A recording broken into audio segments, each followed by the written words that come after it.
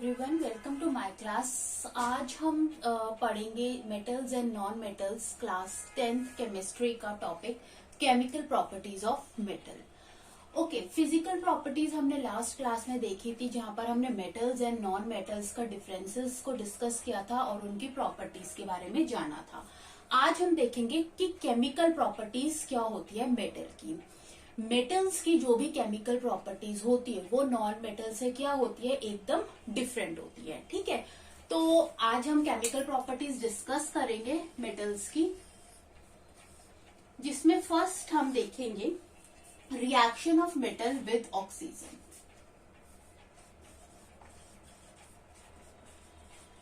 Reaction of metal with oxygen,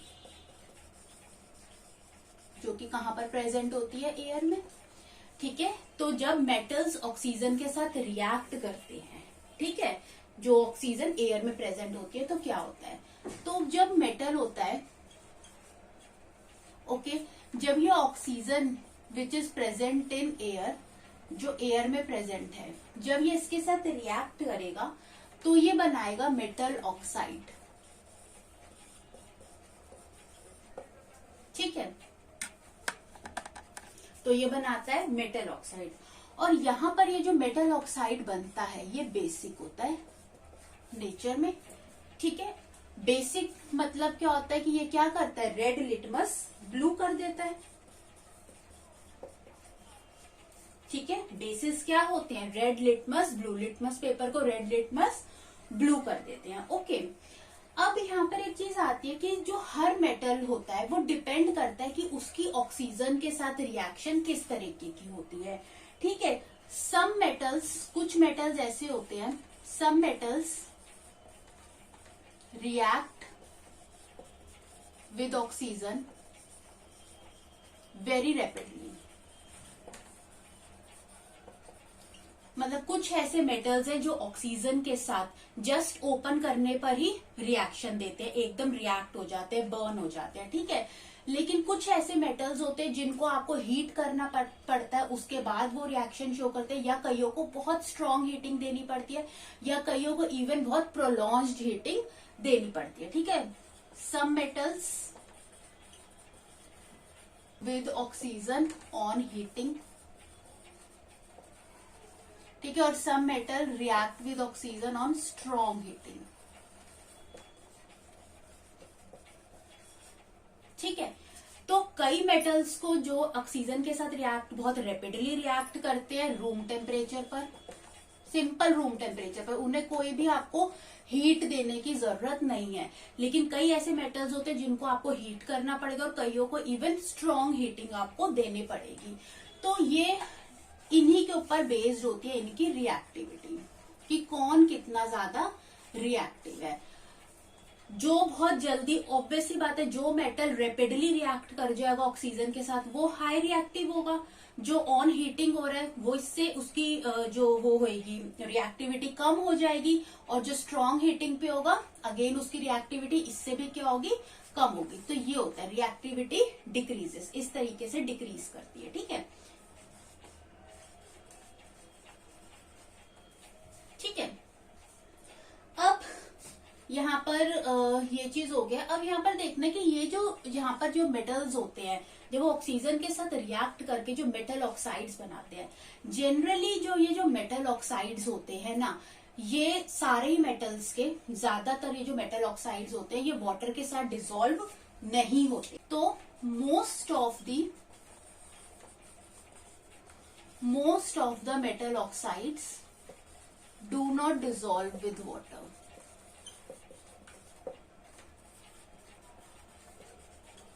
ठीक है, तो यहाँ पर ये जो मेटल ऑक्साइड बन रहा है, अगर हम इन्हें वाटर के अंदर डिसॉल्व करें तो ज्यादातर मेटल्स के मेटल ऑक्साइड वाटर के साथ डिसॉल्व नहीं होते हैं। लेकिन कुछ ऐसे मेटल्स होते हैं जो हम पढ़ेंगे, जैसे कि सोडियम है, पोटेशियम है। ठीक है, ये ऐसे मेटल्स हैं जिनके मेटल ऑक्साइड्स वाटर के साथ डिसॉल्व हो जाते हैं। ठीक है, metal oxides dissolve with water to form alkalis, ये एल्कलीज बनाते हैं। ठीक है, तो ज्यादातर मेटल्स के मेटल ऑक्साइड वाटर के साथ डिसॉल्व नहीं होते, लेकिन कुछ ऐसे मेटल ऑक्साइड है जैसे सोडियम का मेटल ऑक्साइड है या फिर पोटेशियम का मेटल ऑक्साइड है, दैट इज सोडियम ऑक्साइड या पोटेशियम ऑक्साइड। ये इन्हें अगर हम वाटर के साथ रिएक्ट करें या डिसॉल्व करें तो ये क्या बनाएंगे, एल्कलीज बनाएंगे। और एल्कलीज क्या होते हैं, ये एक बहुत स्ट्रॉन्ग बेस है जो इजीली किसी भी एसिड को क्या करते हैं, न्यूट्रलाइज कर सकते हैं। ठीक है, अब हम इसके बाद यहाँ पर स्टडी करते हैं इसके एग्जाम्पल्स। पर हम पहले एग्जाम्पल जो स्टडी करेंगे, जो फर्स्ट मेटल हम यहाँ पर देखते हैं वो देखते हैं सोडियम। हम सोडियम मेटल की बात कर रहे हैं। ठीक है, तो हम यहाँ पर देखेंगे कि जब हम सोडियम मेटल को, सोडियम को कैसे लिखते हैं, Na से। ठीक है, जब हम ऑक्सीजन के साथ रिएक्ट करते हैं तो ये क्या बनाएगा, मेटल ऑक्साइड। मेटल ऑक्साइड यानी ये बनाएगा Na2O। ठीक है, अब इसको बैलेंस कर लेते हैं। यहाँ पर 2 ऑक्सीजन है तो यहाँ पर भी ऑक्सीजन क्या हो जाएगी, 2 हो जाएगी। अब अगेन आप इस मेटल को बैलेंस करोगे, यहाँ पर 4 सोडियम है तो यहाँ पर भी क्या हो जाएगा, 4 हो जाएगा। ठीक है, ये ऑब्वियसली ये सॉलिड फॉर्म में था। ठीक है, ये आपका गैशियस फॉर्म में था और ये भी आपका किस में आ जाएगा, सॉलिड फॉर्म में आ जाएगा। तो ये होता है सोडियम ऑक्साइड। यहाँ पर आपको मिला सोडियम ऑक्साइड। अब ये जो सोडियम ऑक्साइड क्या है, इसका नेचर कैसा है, ये बेसिक है नेचर में। ठीक है, ये क्या करेगा, रेड लिटमस ब्लू कर देगा। ठीक है, अब ये जो सोडियम ऑक्साइड है इसकी प्रॉपर्टी है कि ये सोडियम ऑक्साइड वाटर के साथ डिसॉल्व करने पर एल्कली बनाता है। ठीक है, तो हमारा ये जो है Na2O, ठीक है, सोडियम ये सॉलिड फॉर्म में है। इसको अगर आप वाटर के साथ रिएक्ट करें जो कि लिक्विड फॉर्म में है तो हमें क्या मिलेगा, 2NaOH। ये क्या है, सोडियम हाइड्रोक्साइड, एल्कली है। सोडियम हाइड्रोक्साइड जो क्या है, एल्कली है। एल्कली का मतलब ये एक स्ट्रॉन्ग बेस है जो इजीली किसी भी एसिड को क्या कर सकता है, न्यूट्रलाइज कर सकता है। ठीक है, तो अब यहाँ पर एक चीज, अब क्योंकि सोडियम जो होता है ऑक्सीजन के साथ बहुत रैपिडली ही रिएक्ट करता है तो ये हाईली रिएक्टिव होता है, हाईली रिएक्टिव मेटल है। हाईली रिएक्टिव होता है कि अगर आप इसको ओपनली रख दोगे तो ये ऑक्सीजन के साथ रिएक्ट कर क्या करेगा, बर्न करने लग जाएगा। इसी वजह से हम हमेशा जो सोडियम मेटल्स जो होते हैं ना, क्योंकि ये हाईली रिएक्टिव होते हैं इसीलिए हम हमेशा इनको केरोसिन ऑयल में स्टोर करते हैं। ठीक है, always stored in kerosene oil. ठीक है, क्यों करते हैं हम इन्हें हमेशा स्टोर, ताकि इनका रिएक्शन ऑक्सीजन के साथ हम रोक सके, to prevent the reaction with oxygen. ठीक है, इसीलिए हमेशा हम इनको केरोसिन ऑयल के अंदर क्या करते हैं, स्टोर करते हैं। क्यों, क्योंकि ये हाईली रिएक्टिव होते हैं, ये रैपिडली, ठीक है, रैपिडली रिएक्ट करते हैं ऑक्सीजन के साथ। ठीक है, तो ये था सोडियम। इस सोडियम के बाद जो नेक्स्ट मेटल आ जाता है वो आता है पोटेशियम।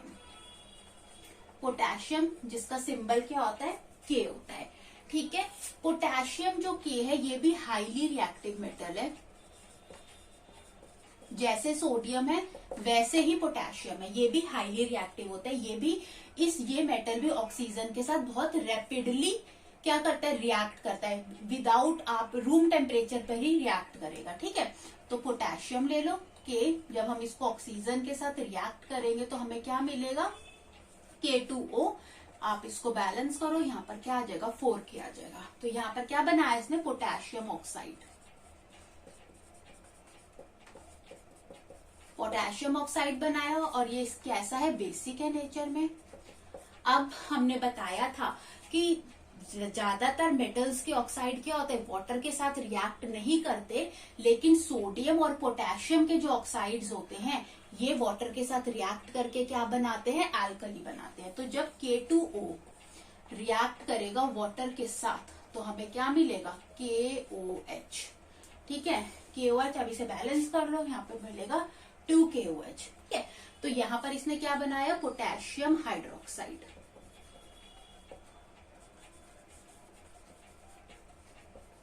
जो कि क्या है, एल्कली है। ये भी क्या है, एक स्ट्रॉन्ग बेस है। एल्कलीज क्या होते हैं, स्ट्रॉन्ग बेस होते हैं जो किसी भी एसिड को इजीली क्या कर सकते हैं, न्यूट्रलाइज करते हैं। अब क्योंकि जो पोटेशियम है वो भी एक हाईली रिएक्टिव मेटल है, इसीलिए आप इसको भी किसमें स्टोर करते हो, कैरोसिन ऑयल के अंदर हम इसको स्टोर करते हैं, ताकि हम इसकी रिएक्शन ऑक्सीजन के साथ क्या कर सके, रोक सके। ठीक है, तो ये था पोटेशियम। ठीक है, तो नेक्स्ट यहाँ पर जो एक और हाईली रिएक्टिव मेटल आता है वो आता है लिथियम मेटल। ठीक है, लिथियम मेटल, लिथियम मेटल भी जो होता है सिमिलरली ये भी हाईली रिएक्टिव होता है। ये भी हाईली रिएक्टिव होता है, रूम टेम्परेचर पे ही ये भी ऑक्सीजन के साथ क्या करता है, रिएक्शन शो करता है। और इसको भी हम कैरोसिन ऑयल के अंदर क्या करते हैं, स्टोर करके रखते हैं। ठीक है, तो यहाँ पर जो सोडियम था, पोटेशियम था या लिथियम था, ये तीनों जो होते हैं ना, ये एल्कली मेटल्स होते हैं। ठीक है, सोडियम, पोटेशियम और लिथियम ये क्या है, एल्कली मेटल्स हैं, क्योंकि ये सारे क्या होते हैं, और ये हाईली रिएक्टिव होते हैं ऑक्सीजन के साथ, रूम टेम्परेचर पर ही ये रिएक्शन शो करते हैं। और इनके जो ऑक्साइड है, सोडियम, जो सोडियम का ऑक्साइड है या पोटेशियम ऑक्साइड है या लिथियम ऑक्साइड है, वाटर के साथ रिएक्ट करके ये क्या बनाते हैं, एल्कलीज बनाते हैं। ठीक है, स्ट्रॉन्ग बेस बनाते हैं। ठीक है, ओके। नेक्स्ट हमारा जो मेटल जो हमने पढ़ना है वो हमने पढ़ना है मैग्नीशियम। ओके, अब जो मैग्नीशियम होता है वो ऑक्सीजन के साथ जब रिएक्ट करता है तो ये रूम टेम्परेचर पर रिएक्ट नहीं कर पाता, इसको हमें हीट करना पड़ता है, ऑन हीटिंग। इसकी जो रिएक्शन होती है ऑक्सीजन के साथ वो कैसी होती है, हीट करने पर इसकी रिएक्शन होती है। ठीक है, तो यहाँ पर देखते हैं Mg plus O2 gives MgO, 2Mg, तो 2Mg plus O2 gives 2MgO। ठीक है, ये सॉलिड था, ये गैस फॉर्म में था, और ये भी क्या था, सॉलिड था। तो ये बनता है मैग्नीशियम ऑक्साइड, व्हाइट पाउडर की फॉर्म में होता है ये। ठीक है, तो रूम टेम्परेचर पे ये रिएक्शन नहीं होगा, लेकिन जैसे ही आप इसको ऑक्सीजन के साथ आप इसे हीट करोगे तो ये इंटेंस हीट और लाइट के साथ रिएक्ट करेगा। ठीक है, और आपको व्हाइट पाउडर मिलेगा, जिसको आप क्या कहते हैं, मैग्नीशियम ऑक्साइड। मैग्नीशियम ऑक्साइड क्या होता है, बेसिक होता है नेचर में। ठीक है, अब ये जो होता है मैग्नीशियम का ये जो ऑक्साइड है MgO, ठीक है, अगर आप इसकी रिएक्शन देखो वाटर के साथ, ठीक है, तो ये पार्शियली डिसॉल्व होता है वाटर के अंदर, पार्शियली डिसॉल्व होता है, पार्शियली डिसॉल्व करता है वाटर के साथ, और क्या बनाता है यहाँ पर, MgOH2, magnesium hydroxide.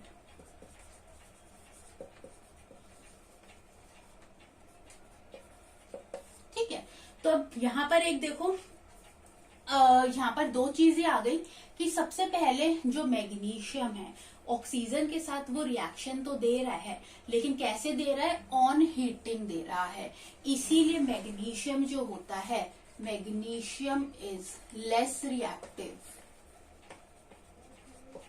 Then sodium या फिर पोटेशियम। ठीक है, क्यों, क्योंकि सोडियम और पोटेशियम तो रूम टेम्परेचर पर ही ऑक्सीजन के साथ बर्न हो रहे थे, लेकिन मैग्नीशियम को आपको हीट करना पड़ रहा है, इसीलिए मैग्नीशियम लेस रिएक्टिव है। किनसे, सोडियम और पोटेशियम से। यहाँ पर आप रिएक्टिविटी सीरीज में भी अगर हम देखें तो आप हमें पता है जो रिएक्टिविटी सीरीज होते हैं, हम जैसे नीचे की तरफ जाते हैं तो रिएक्टिविटी क्या होती है, डिक्रीज करती है, रिएक्टिविटी डिक्रीजेस। ठीक है, तो आप यहाँ पर मैग्नीशियम की पोजीशन देख रहे हो, सोडियम, पोटेशियम, सोडियम के बाद है मैग्नीशियम की पोजीशन, तो मैग्नीशियम क्या है, सोडियम और पोटेशियम से लेस रिएक्टिव है। ठीक है, क्यों, क्योंकि उसको हीट करने पर वो ऑक्सीजन के साथ रिएक्शन देता है, ठीक है। और सोडियम और पोटेशियम जिस तरीके से वाटर के साथ डिसॉल्व होकर एल्कलीज बनाते हैं, एक स्ट्रॉन्ग बेस बनाते हैं, लेकिन जो मैग्नीशियम ऑक्साइड होता है वो वाटर में पार्शियली डिसॉल्व होता है। Okay okay. अब मैग्नीशियम के बाद हमारा जो नेक्स्ट मेटल आता है वो आता है एल्यूमिनियम। एल्यूमिनियम Al से हम लिखते हैं, ठीक है। अब एल्यूमिनियम जो होता है, जब आप उसकी रिएक्शन ऑक्सीजन के साथ करते हो तो मैग्नीशियम हमने पढ़ लिया, इसकी जो पोजीशन है ये मैग्नीशियम के बाद है, तो ऑब्वियसली ये मैग्नीशियम से क्या है, लेस रिएक्टिव है, ठीक है। तो ये भी रूम टेम्परेचर पे क्या होगा, ऑक्सीजन के साथ रिएक्शन नहीं देगा। इसको भी हमें कब इस रिएक्शन के लिए भी हमें इसे क्या करना पड़ेगा, हीट करना पड़ेगा। लेकिन इसके रिएक्ट करने की जो स्पीड होगी ना वो मैग्नीशियम से भी क्या होगी, कम होगी, ठीक है, लेस रिएक्टिव होएगा, लेस रिएक्टिव देन मैग्नीशियम। अगर हम इसे मैग्नीशियम के साथ कंपेयर करें तो रिएक्टिविटी सीरीज में एल्यूमिनियम की पोजीशन मैग्नीशियम के बाद है, इसीलिए ये लेस रिएक्टिव है मैग्नीशियम से। क्यों? क्योंकि जब हम इसे ऑक्सीजन के साथ हीट करते हैं, रिएक्ट करने के लिए हम इसे हीट करते हैं, तो इसकी रिएक्शन मैग्नीशियम से भी क्या होती है, लेस रेडली होती है, ठीक है, और ज्यादा टाइम लेता है। तो एल्यूमिनियम का रिएक्शन हमने जब ऑक्सीजन के साथ किया तो हमें मिला Al2O3। बैलेंस कर लो, 2Al2 हो जाएगा, तो यहाँ पर 4Al आ जाएगा और यहाँ पर 3O2 आ जाएगा। तो यहाँ पर ये बन गया एल्यूमिनियम ऑक्साइड। अब एल्यूमिनियम ऑक्साइड जो होता है, जो इसका ऑक्साइड है, ठीक है, अभी तक जो हमने मेटल्स पढ़े उनके ऑक्साइड बेसिक थे नेचर में, लेकिन एल्यूमिनियम ऑक्साइड जो होता है ना वो एम्फोटेरिक होता है।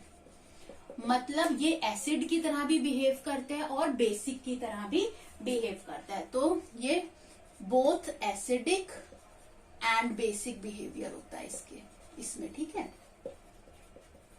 मतलब अगर हम इसके ऑक्साइड को, ठीक है, मतलब इसका ऑक्साइड एसिड के साथ भी रिएक्शन शो करेगा और बेस के साथ भी रिएक्शन शो करेगा और सॉल्ट और वाटर बनाएगा, ठीक है। तो यहाँ पर देखते हैं इसका एक एग्जांपल, जैसे कि ये है Al2O3 है ऑक्साइड, हमने इसको रिएक्शन करी, सॉलिड फॉर्म में था, ठीक है, ये एक्वस फॉर्म में था, तो हमें यहाँ पर मिलेगा 2AlCl3, ठीक है, ये एक सॉल्ट है, ठीक है, ये एक्वस प्लस वाटर हमको मिलेगा यहाँ पर, ठीक है, 3H2O यहाँ पे आएगा। आप इसे करके इसको हम कहेंगे एल्यूमिनियम क्लोराइड। एल्यूमिनियम क्लोराइड ये एक सॉल्ट है।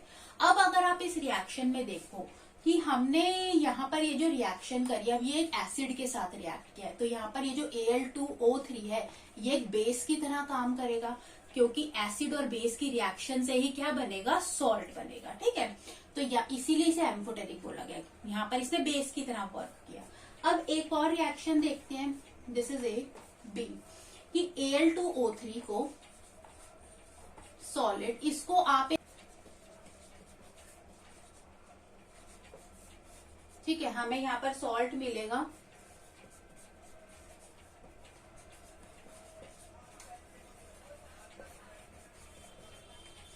यहाँ पर ये हमें सॉल्ट मिला, ठीक है, इसको कहते हैं सोडियम एल्यूमिनेट, यहाँ लिख रही हूं मैं, सोडियम एल्यूमिनेट, ठीक है। अब क्योंकि इसकी रिएक्शन एक बेस के साथ हो रही है, तो इस रिएक्शन में ये एक एसिड की तरह बिहेव कर रहा है, तो अब दोनों ही रिएक्शंस में देखो ये एम्फोटेरिक है ऑक्साइड, रिएक्शन के अकॉर्डिंग ये बेस की तरह भी एक्ट कर सकता है, ये एक एसिड की तरह भी काम कर सकता है, ठीक है। तो इसका जो नेचर है एसिडिक भी है और बेसिक भी है, ठीक है। अगर इसको एसिड के साथ रिएक्ट करेंगे तो एक बेस की तरह काम करेगा और सॉल्ट और वाटर देगा हमें।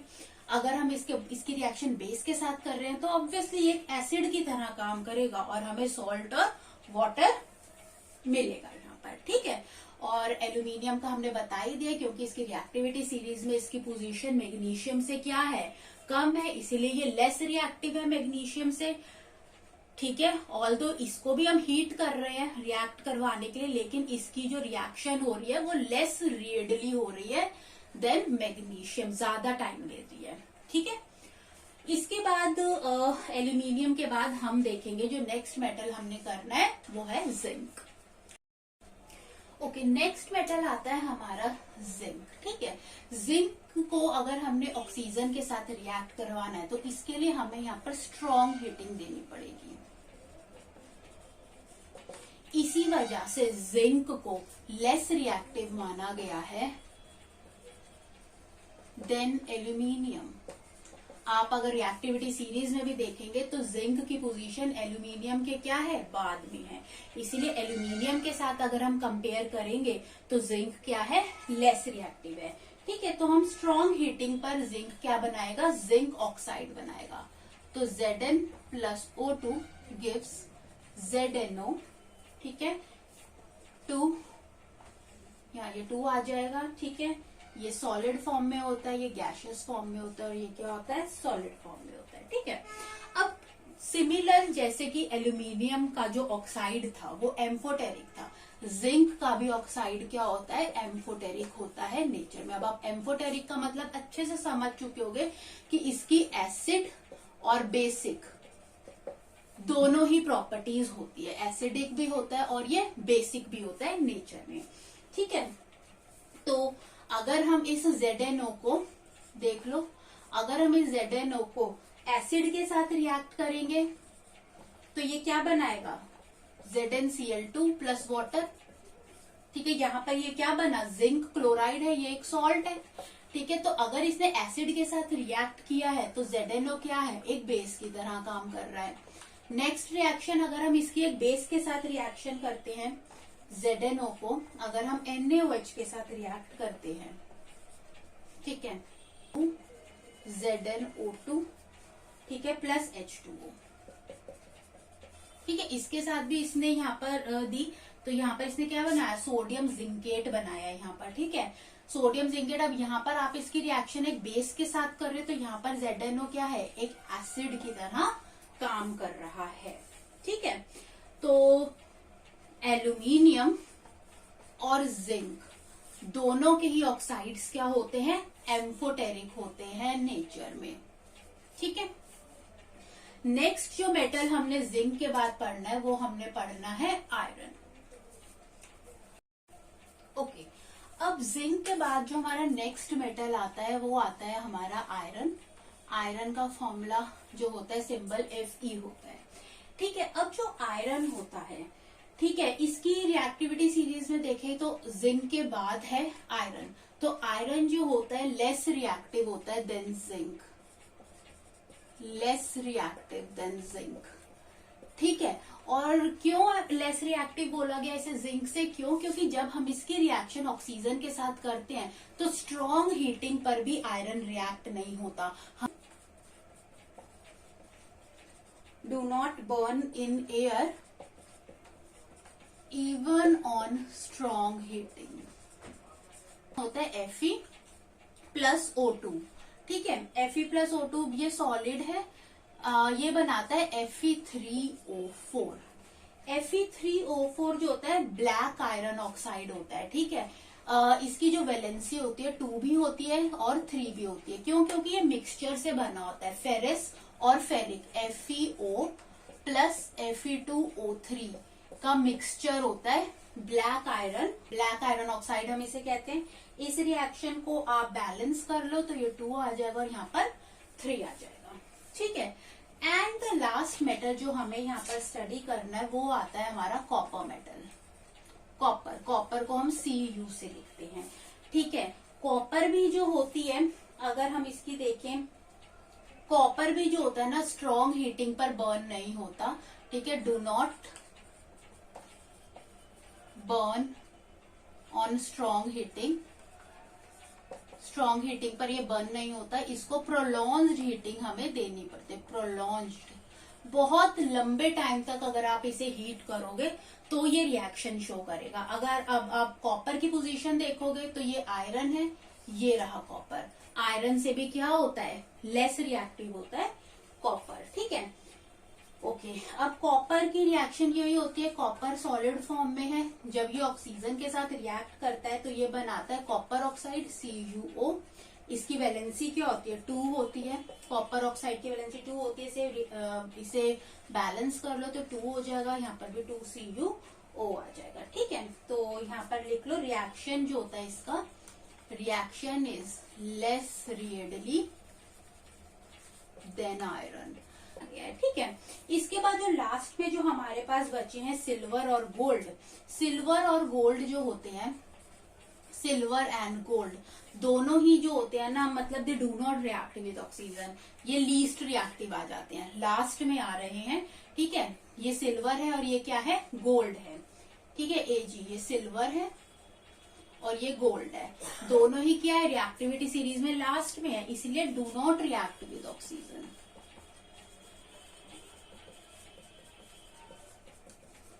इनको मतलब रिएक्ट नहीं करते ये ऑक्सीजन के साथ at high temperature. High temperature पे ये रिएक्शन शो नहीं करते हैं। ठीक है, तो इनको लीस्ट रिएक्टिव बोला गया है। ठीक है, ये लीस्ट रिएक्टिव, सॉरी, ये जो है लीस्ट रिएक्टिव है।